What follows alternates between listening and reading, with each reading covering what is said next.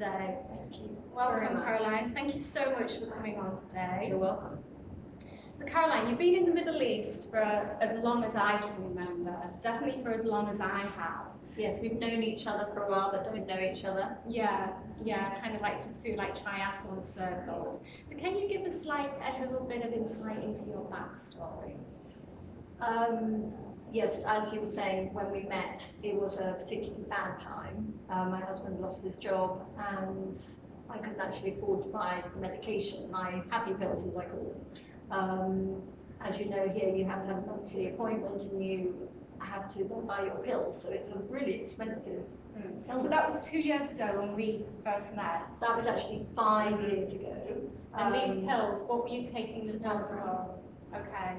Depression. Okay. I've taken them on and off. I've tried to go off them for 22 years. But I'm happier on them. And if it ain't broke, don't fix it. Yeah. It just works for me. So I don't see any reason to stop it. I know you've recently been doing a lot of running. How long have you been running for?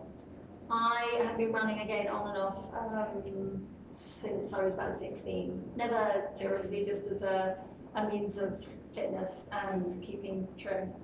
And also it's a way that you can actually go out. It doesn't matter where you are in the world or what your frame of mind is, although it's hard to go. We've always had dogs and they get you out of the house because they have to be exercised. So you just put one foot in front of the other. And I don't tend to listen to music, so it's my thoughts in my head.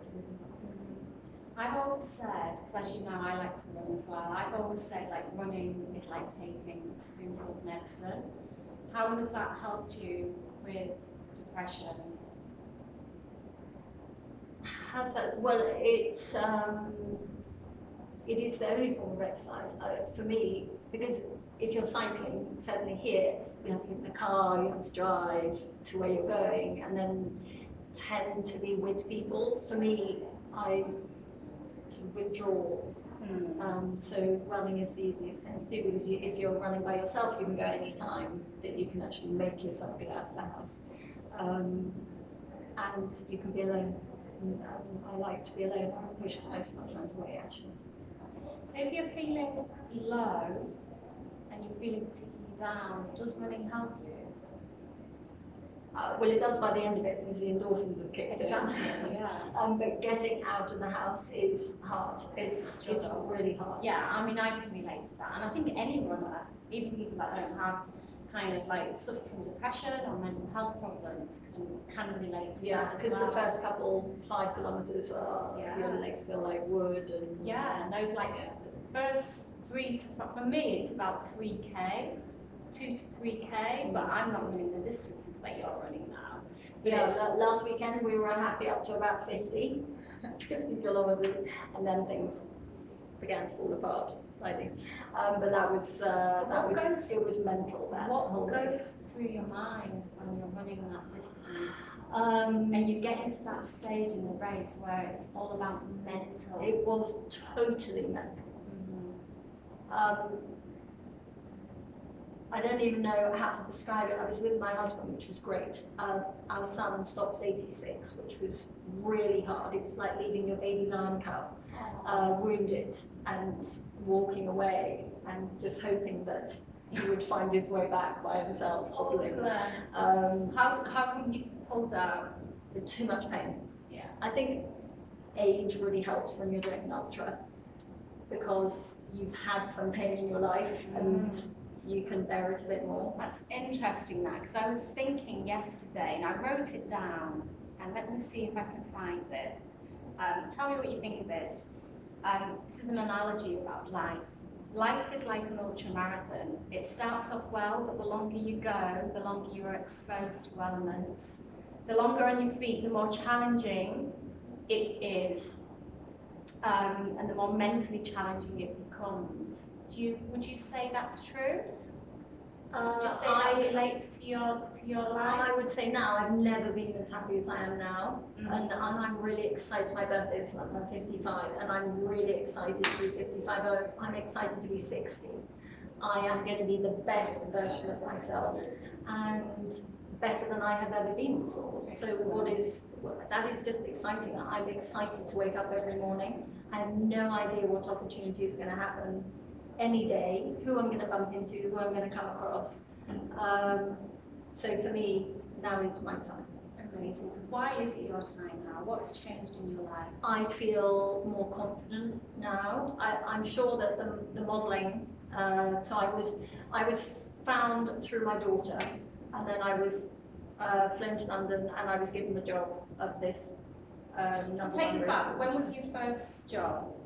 Last year, 2018, January. January 2018. Yeah. And you. So I was working at the company in England, Mm-hmm. and they saw a picture of me and liked it. So they flew me to England, and they wanted to proceed. So I was in their campaign, which was in British Vogue 8 times in 1 year. Wow. So that was my first job. Oh my God. I know. So that did help, I have to say, give me some confidence. But I did come back here and thought maybe somebody would be interested in me, but they weren't. So it's taken some work. I had negative thoughts and thought, well, that was it. But it was the best day of my life, so it didn't really matter if that was it. But you kind of thought maybe I was just a one-hit wonder. Exactly. It wasn't going to go any further Exactly. than that. But now, having had a mentor and speaking to people, I am the only one of me.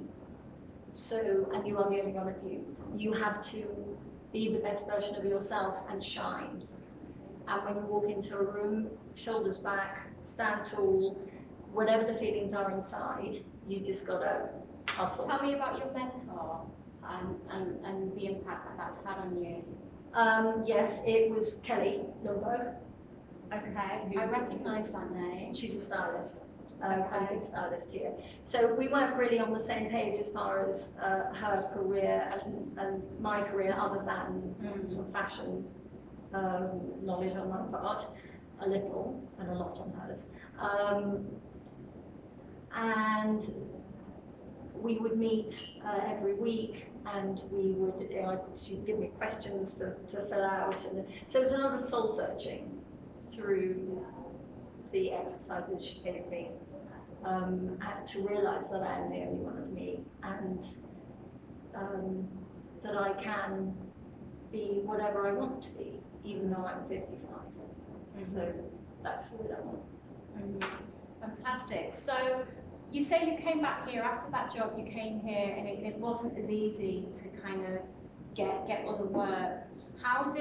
When did things start to pick up for you? When did people When start I to made the notice you? decision, that's when it changed. So Because I came back and nobody was, I just assumed, because I'd been a British Vogue, that somebody might have seen me and they want me for their campaign. But that didn't work like that. And then I went into the Nobody Does Grey in Dubai, because they don't. And certainly nobody models 55 here, 54, 55. So I did it's not going to work, I'm in the wrong place, negative thoughts. And then through Kelly's help, I had my sheet of paper next to my toothbrush, and I'm earning X amount a month, and I'm meeting incredible people, and I'm in demand, and I'm very grateful and thankful for everything that the universe has given me, every morning, every night. And my vision board. So you had a vision board, you were doing affirmations every single day. And I truly believe in those things. Yeah, me too. Do you still do your affirmations? Oh yes, I've changed them because I've ticked a few things off my list, which is great. Where do you see yourself in 5 years in terms of the modelling? I would hope that I will continue, because I love it. It's all new to me, and I love walking in and not knowing what they're going to do to me, makeup-wise or fashion, the inspiration that the stylists have. So I hope I will be in demand more. I hope that I will still be looking my best. I don't hope, I will be. So there's no reason that I shouldn't just keep moving forward, and you do have to hustle, don't you, in whatever career you have. Yes. Yeah, do. 100%. You have to hustle and you have to get yourself out there. You do. And make yourself seen. But I've noticed that you're quite prevalent on social media, on Instagram and Facebook. That is a huge platform, actually. Facebook, I don't do so much, but Instagram has helped me because people write to me and say that I have helped them. And if I can help anybody, not sit on the sofa and just wait for life to happen, and just get up and do something about it. Because hopefully I've got 50 years left on the planet, so why wouldn't I do something about that? Look, I think life's all about being flexible and being open to change, which is obviously... And opportunities. And opportunity, yeah. Which is what you're doing. Like, you've embraced kind of the social media and you're doing what you need to be doing. And I ask my children and they say, Google it, Mum. Which doesn't help very much, so I don't have to learn. I was going to ask you another question then, and I've completely forgotten what it was. One question I am interested in, just out of it, it's a very selfish question, and people probably haven't got a clue what it means. But when I first met you, you said you had I remember you said you were addicted to Coca-Cola, and you were talking about hypnotherapy. I did have hypnotherapy, and it did work. It worked. I started drinking coffee from hypnosis. I had never, in whatever it was, 53 years, never had a cup of coffee. Loved the smell, hated the taste. So I went off Diet Pepsi completely onto coffee, which I now love, and I drink a lot of. So I was off it completely for 6 months, then I had the odd one for the next 6 months, and I'm back on it. Amazing. So, but I don't feel any different to when I'm on it or when I'm off it. If I could pinpoint it, it must be a placebo. I just like the taste. Yeah, of the coffee. No, of Diet Pepsi. Of the Diet Pepsi. Yeah. Okay. So I'll go off it again, and then I'll go through a spell of feeling guilty for drinking it. But right now I'm going to. Also, when I travel, I drink it quite a lot. And we've just been to England, so yes. Okay. I know it's bad. I remember the question that I was going to ask you before now, and it was about your modelling career and how you've been like discovered in your 50s, and you've basically got a new lease of life. You're at a time now where a lot of people think about retiring, but in many ways, this is the only career I've ever had, actually. Okay. So I never wanted a career. Because you were always a mom. And an army wife. Okay. And an army wife follows general rule. But that was fine, that's what I wanted to do. My husband, it was his job, so, and he had that before he met me. So I married the job as well as my husband. But how has what you're going through now in terms of kind of becoming a model and there's so many beautiful pictures of you. I know when I was doing some artwork for this season and I was looking at your pictures, it was so easy to find a nice one. Thank you. And quite often, I choose about 3 or 4 and I'm playing around with it forever, but every single one of yours that I chose, it was just very kind. Like absolutely incredible. But what has this done for your mental health, for your depression? I think, as I said before, I am more confident now and I'm happy in my skin. It's the first time that I've felt in control of my life, ever. Because I've followed through my own choice, and as you said, it's being a mum, and now I don't have any responsibilities at all. I still have children, I still have a husband, but I can say I'm going to Germany next week. And I do, and I never wanted to travel alone before. In fact, I would go as far as crying if I left home and left my family, because I was attached to my home. It was a security blanket wherever we lived, because we moved a lot. So I felt guilt and insecure, and many feelings that I don't have now. I feel brave, that I am able to do anything, I'm thinking a fall may come ahead of me, but I feel prepared. You're thinking what's A that? fall may come at some stage. You know, there are always negatives with positives, but I feel ready to, as you said, also to embrace whatever. Because you learn. That's how you learn in life, isn't it? For things, bad things, and good things that happen to you. That is why maybe in your 50s you are braver and more ready to take on a 100-kilometre race, because you've got experience of life and the shitty bits and the good bits. Yeah, and that's an incredible feat within itself, just doing like... I'm ready to think about my next one. You know, Yeah. even in the car on the way here, I was thinking, what am I going to do next?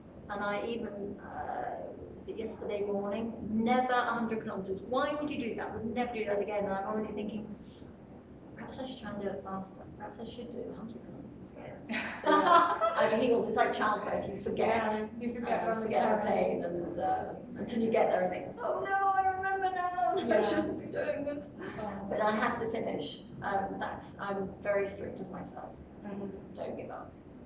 Who did you do that with? You did that with I did it Max? with David. And you did it with David? Yeah, and Max, yeah. Did you and David run together, or was... That was, I think, our error. So the three of us haven't trained together because Max is in England. So we were jogging at different times, walking at different times, waiting for each other, waiting at aid stations for each other.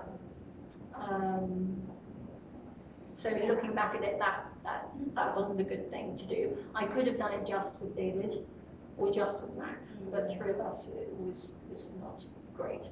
Not good, yeah. I know, I mean, I've never done a 100-kilometre race, but I have ran endurance before. I think the most I've ever done was about 40k. Sometimes, I guess it might be different when you're running with your family, but I know I like to, when it gets to that point when it's kind of mental, I like to detach myself from everyone else, because I don't want their negative attitude to rub off on me, because when you're going through that, you're so vulnerable when you're going through that. You don't need any negative and you don't need any. So, you know, I remember when I used to do my long runs, and, you know, it's amazing the crap that comes out of people's mouths when you're running, you know, and it's just all negative. And I'd just be like, see you later. And quite often I was just running on my own, in a group, but running on my own, because it was the only way that I could get through it. David really came, so I stayed with David solidly. The last half we walked, so 21 kilometres we walked, and it was very slowly, very short steps. It was dark, and we were in the middle of nowhere, up on the ridgeway, so very dark. We had one head torch, and the path was rutted, you know, so you've got the tractor, very dry also, so you've got the deep tractor marks, and then you've got a footpath, and you've got grass, and you can't really see where you're treading, so you just literally step into a ditch and that would jar your back. And so I actually wish that I had the vocals from the whole thing, because it would be ooh, a lot of that, and I probably sounded like I was in childbirth, because every step was painful, and I was going and I was cold. I was shivering. It wasn't cold, but I was really cold. And so then we decided to create running back here. So we'd say, okay, we're walking the dogs, we're going up, we're going on a more 10-kilometre route. We're going to pass security guard, hi Gideon, moving on, and we're walking the dogs. Moose is tired, but pick Moose up. Oh, we were doing it together. So then I said, oh, Pies is son of poo, I'll just go and pick them up. And literally just walking around the ranches, and then it would go quiet for a long time, and I'd say, are we at gate 2 yet? And he'd go another 300 metres. Yeah, and it took forever, but it really helped us get through. It sounds crazy, but they're the things that you have to do. And luckily, I really do still like my husband. So it was amazing having him there, because we also held hands. I held his little finger. So everyone's going, I held his little finger, and it was when you were running? At 21, we didn't run, we walked at 21.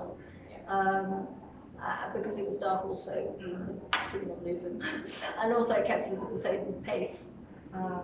But it was mentally staggeringly tough. Amazing though, but you did it. Good memories. Yeah, you did it, and it's a good story to tell your rankings. I know. And pretty much if you can get through that, you can get through anything. You know, it's like, I was writing a section on my book the other day, and it's all about using your resources within. And, you know, quite often we have the resources within us to face anything in life. Everyone does. It's like when somebody gets in a car accident, somebody gets the strength to open the car door. We all have it inside us. It's just bringing it out. And happiness is that way. You choose to be happy or not to be happy. Obviously, if there are medical conditions, it's different. But then you can choose to go and see one and go on medication or whatever helps you find the good path to go on. I was talking about depression. It's only recently that it's something that I've thought a lot about, and hence why I decided to write my book. Because people often used to talk about being depressed, and I'll be completely honest, I wasn't very empathetic about it. I often just used to think it was a label, and it was just something that people had created, that was sad, and you know, it was just something they created. And didn't you think, I mean, I thought that about myself. Well, it was only until recently, because I've never experienced it. I've had tough times. My life hasn't been easy, and I've had tough times, but I've never felt like really low until the last couple of years. And I remember thinking, oh my God, is this what depression feels like? And that's why I decided to put pen to paper, because I thought, you know, I was kind of like struggling, and so I really had to be quite strict with my life and what I was doing to be able to stay on top form. I remember at one point, like literally just forcing myself to go for a bike ride every morning, because I thought that's going to be the difference between a good and a bad day if I don't. And it's literally just forcing myself like to get out. When I did that, I'd be in a group that I didn't really want to be in, and I remember occasionally saying, go on ahead, and I would stop and I would just burst into tears. And my best friend at the time, Tracy, occasionally came back and cycled back with me, which is a real pain in the neck, and no one wants anyone to do that. And that's when I moved to running, because I didn't want to ruin anyone else's day. And you feel if you're, and it is true, if you're down, the people, you're going to get the people around you down, which is why I lost many friends. It's very easy to be, it's easier to be insecure. Yeah. I mean, I've never been to the doctor, and I remember speaking to, not a conventional doctor, I'm not a massive fan of them, but I remember speaking to my Ayurvedic doctor, and he was like, and he meets people from all walks of life. You know, he has people with quite significant mental health problems that go to see him, and he was like, Zoe, you're sad. You have a sadness, but it's not depression. So I thought, well, yeah, maybe it is. I mean, do you think there's a difference between, is there a difference between, is it something that we construct within our own mind? There were a few times when I've come off it, and I came off it when I came to Dubai, because I thought, I'm living in Dubai. The sun is out every day. How can anyone be sad? We're living in a lovely house, we have a swimming pool. How to get better than that? And then, yeah, crying, I mean, just horrible, just pathetic. So I went to the doctor, and they just said this, there are uneven things going on in your brain, and you need to take this pill, and it'll even it all out, which is like what it does, until you stop taking it again, which was 5 years later when David lost his job. And then we were homeless, and you stopped taking your... I had to, I couldn't afford to buy them. So really living here without a job is really, yeah, they are really expensive. They're like, aren't they, about £60 a month? £60 for the pills, and then you have to go to the doctor, which costs about another £60, and that's per month. So it's not easy. Well, it's impossible if you're not earning. And David was unemployed for 6 months, and it was the worst time of my life. A, because of the medical side of it. B, because we were moving house, we were dog sitting, house sitting, moving around a lot wherever we could stay, and ended up in an empty apartment without a cooker, without a fridge.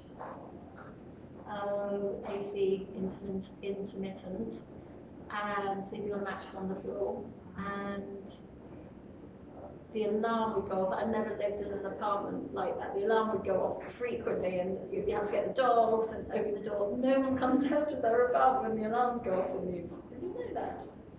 No one comes out when the alarm, because they go off so often. Absolutely, I know. So the dogs would howl every time the alarms went off. Mimi was on a sun lounger. You often think, what if there's a real I fire? know. Mimi was on a sun lounger, and it was horrendous. It was really. And this was how long ago? That was 5 years ago for 6 months. And then on top of it, I pushed all my friends away. I was going to say that's my fault, but it wasn't my fault, because I was really messed up. But anyway, we got through it.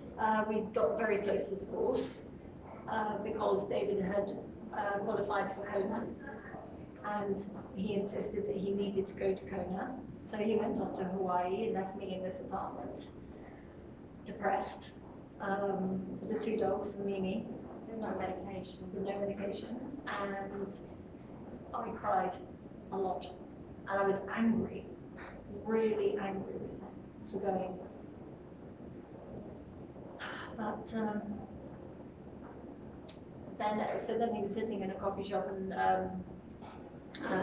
managed to partner up with these guys who already own this gym. Now he's a managing partner with that gym. And which is optimal fitness. Exactly. And he's still going to Kona. He's going to Kona for the 5th time in October. And I guess maybe I don't know. I was going to say maybe he needed to do that. I think for self-esteem, he needed to do that. I was just thinking that. He probably needed. But right then, I didn't care. Really didn't care. I was just angry. But anyway, we came out. I think when we feel, and I don't want to sound horrible when we say it, but when we're feeling quite low and depressed, we can get quite selfish, and you can internalize things and think, oh, it's all about me. Do you think that's right? Oh yeah, totally, totally. But the change from that was that I spoke to somebody who I trust, and I've known her for many, many years, and she said, you need to take control. Stop waiting for him to take control, which is exactly what I was doing. I was sitting there waiting for him to get a job. I was working at the school, but I was waiting for him to do what he'd always done. That's the life gatherer. That's the life you'd always lived. Exactly. You were like an army wife. Yeah. And like you say, they fit into a certain type of mould. And I was wife of. You were the wife of. Yeah. So how is David feeling now? His wife's like an international model. He's very happy. And she's got a new career. And he's happy because I'm happy. Yeah. And being in control of myself. Thousands of followers on Instagram and my tribe. I love being part of a tribe. It's a good feeling. But I think if the people around you are happy, that's the win-win, isn't it? He must be very very proud of you. Luckily, he's very proud. Yeah, and he handles it all very well. He's a very good husband, actually. Yeah, because he's very much been, like I say, he's been at the front. Yeah. All these years. He's not married for 28 years. 28. It's not only with his job, but with his triathlon and everything. He excels well in that. So for you to... Yes, he has a very good following for that also. I think he's quite liked by the community. But it's also quite nice. It was great doing the run together. But we lead very different lives, but love coming home. To, and we're both quite homey people, so we don't really party. And if I do party, I party alone because he really doesn't like partying. Because you know what he's like, he has to go to bed by 9 because he's getting up at 3 or 4 in the morning. Yeah. So yeah, quite different, but we get back together again. Okay. So how long have you lived in Dubai? 10 years or so. Oh, 10 years. The same as me. I thought you'd been here Same as Andy, and And there were a bunch of us back then. It's crazy. And are you still happy in Dubai? Do you see yourself? I've been ready to move on for a while. I really wanted to leave during that bad period. Why would I want to leave a sunny country and go back to a rainy one? I don't know. But I just wanted to get out of town. And now I've just accepted it. We're here. We need to stay here to be able to work. And we will move when we're ready to move. Yeah. And I guess with your job now, you're getting out a lot, which is going to be really good for you. 4 times this year already, which is unheard of. I was lucky if I got away during the year before. So yes, it does help, doesn't it? They get out. Yeah, definitely. But my dogs are here, so I miss them so much. So I go away. tell me about your being an artist. Yes, you are reminding me that I have work to do. I do have work to do. I've got 2 portraits to paint. Yes, and I'm slacking. So it's really hard. I've got as far as getting the easel out, but I really do need to sit down. And now the race is over. I guess it's like going for that run. You know, once you tie your laces and put one foot in front of the other, yes, it will just flow. Yes, and I will start that this afternoon. I have no excuse not to. How long have you been drawing for? That was a case of wanting to get the dogs painted and it being very expensive. So I thought I would draw them. We were living in England at the time, and I just wanted to do pencil drawings, but realised that my dogs are Vizslas, and a Vizsla in pencil would look like a Weimaraner, which is grey, and like that chestnut orange colour. So I couldn't do pencil, I had to colour. So taught myself pastel painting. So they're pastels, and I started, oh gosh, maybe 10 years ago, something like that. Your painting, your drawings are incredible. Thank you. So there must have been a talent there. My mum is artistic. We've always said that we're more, and sewing, that sort of thing, creating is our background than mathematics and stuff like that. Yeah, I mean, I remember seeing some of your pictures, some of your drawings, and just how realistic they are. Thank you. I haven't actually drawn for at least a year, and my eyesight, when you hit 50, your eyesight deteriorates. So I do have to wear glasses to look at my phone or the computer. So it will be interesting to see what this next painting comes out like. We'll see. Hopefully I've still got it. You know, I've always had perfect eyesight, but I have to Always. I know. recently I'm like struggling to see things, and I think there's a muscle that deteriorates and stops you saying good things. So I was looking at one of your posts on social media the other day, and you were pictured with your beautiful daughter, Mimi, and you mentioned that she was born through IVF. Yeah. Both of them. Yep. Both of them? Yep. Interesting. 4 attempts with Max. Are you able to share some of the trauma? that journey? That was never really, of course it was traumatic, but it was never traumatic in that I had the mindset that it was going to work from the first one failing to the 4th one. Who's the eldest, Mimi or Max? Max is How 24. old were you when you had Max? 30. And Mimi? There are 23 months between them. Okay. So, so I had 2 ectopic pregnancies and then had to be sterilised. What's an ectopic When pregnancy? embryo grows in your tube, doesn't go all the way through, so it gets stuck. So they decided they had to sterilize me. That was upsetting because that was the end of getting pregnant alone and having a mistake, which I always thought would be lovely to have a mistake. Well, they sterilised you? Yeah. Okay. So we did IVF in They sterilised you after the IVF? No. They sterilised me after the 2 ectopics. Okay. Because it was clear that I was not going to be able to grow a baby in my womb. It was always going to get stuck. I probably sound really ignorant. Yeah. So you can choose. You can still have IVF when you've been sterilised? Yes, because they're putting in the embryo to where it should be. Okay. So they're putting it to where it couldn't get to. Okay. So I was still producing eggs, and David was fine and doing his bit. So we were living in Germany, we did London, we did Germany again, and then we were moved to Canada and went to Ottawa, and it worked. So he was made in Ottawa. So Max was your 4th attempt at IVF? Correct, yeah. And it was always going to happen for me, in my head. And then maybe we were in India, and it is a lot cheaper in India, a lot. So we thought we'd have a go. I was only 6.5 stone there, and didn't think it would work because of my weight. You were 6.5 stone? We lived there for a year. And where in India did you live? In the south. Whereabouts? Tamil Nadu, in the Nilgiri Hills, in a place called Wellington. So David did, there's an exchange program. I go to India a lot. Like Panchakama. Have you heard of Panchakama? That's incredible. It's like an Ayurvedic treatment. I've been going for 10 years. Wow. I go for like a month and I have like daily treatments. Oh, heaven. Yeah, it's beautiful. And that's in South India, in Kerala.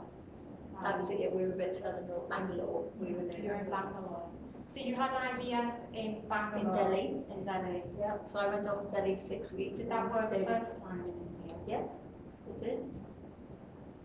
Yeah, so Mimi's our Indian baby, and we were incredibly lucky. But she has the character of her embryo. She was going to be made, and she is. Did you freeze your eggs? Did you have like a number of eggs? I didn't actually know. So each time you kind of like extract go through that whole injection. Dave got very good at giving my injections, and yeah, it was just a case of waiting for it to happen. So I would like to have had 3 children, but we were very lucky to get a boy and a girl. So definitely. And you're a very good-looking family as well. Thank you. Thank you. Yeah, I would say to each of the children I look at them, I say, Mimi, you need to marry somebody with a jawline because we need jawline blood in the family.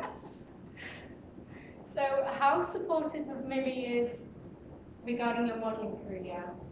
Given that your daughter's a model herself, yeah? Yeah, she was a model before me. She started at 16, Okay. left school early. I went to London and did really well. She's working now. She decided to give up the modelling because of the pressure that it put on her. She wasn't happy with that. And she's dipping back into it now, which is great. And we're working together. It's really good fun. That's good. That's good. So that's going well? We're just starting out on the slope together. Has she been envious at all, would you say?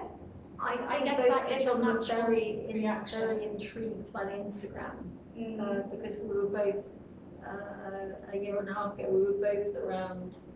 Well, they both had 10, 11,000, and I probably had 6, and mine just zoomed. How did that? And is that all organic? Yes. Yeah. There was one lady from London, an Iranian lady, and I wish I could remember her name, but I'm really sorry I can't. And she posted a picture of me and said goals or something like that.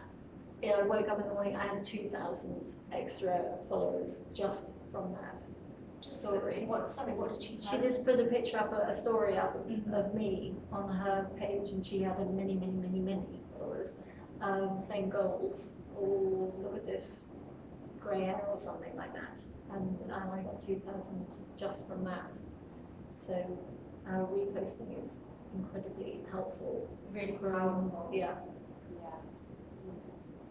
So I like to repost if I meet someone, and I love meeting up with people wherever I am. And having a coffee with them or just having my photograph, and I like to put their name up on my page and say thank you for the love. Yeah. Because it's important to women supporting women at the end of the day. 100%. 100%. Your story is a really interesting one. Like, just talking to you now about, you know, your struggles having children, and like your life has been very, very much kind of up and down over the years, but you've got through it, and it's incredible. But you do look back and you even feel guilty for thinking that they were really bad times, because we weren't on the streets. So they were not that bad, but to me at that time, it was tough. Yeah, definitely. There's always somebody worse off. Yeah. When you're experiencing that, it is. It's all about you. Yeah, definitely, 100%. Are you, one question, are you a shy person? I used to be. I hated having a photograph taken. And my mother hates having her photograph taken, so I was just, I know, weird. And I did actually flirt with modelling once with Mimi back in 2015, and felt incredibly uncomfortable and very shy, and was happy to stand behind her because it was her back, not mine. And you couldn't be shy being the wife of, really, because you did have to, part of the job was standing up and speaking to people and looking after them when all the men were off in Afghanistan or Iraq or wherever it was. You were, to a certain extent, responsible for them. So I guess you learn to ignore any feelings like that, because you have to take control and make yourself do it. It's interesting. A lot of public speakers are introverts and shy. Yeah, public speaking has changed. I have Andrea Zoya. I had a few classes with her, and that definitely helped. Looking in the mirror and not looking at the camera, excuse me, and literally she would pass me an item and say, "Tell me about this. Got a minute?" And just repeatedly take that away, give you another item, speak about it, tell me. And that, by the end of that, you're just at it. I mean, you just got it. So it's practice. Yeah, I've heard Andrea is really good. But she is very good. And she's sweet. Yeah, definitely. Yeah, I know there's, I mean, I was incredibly shy when I was at school.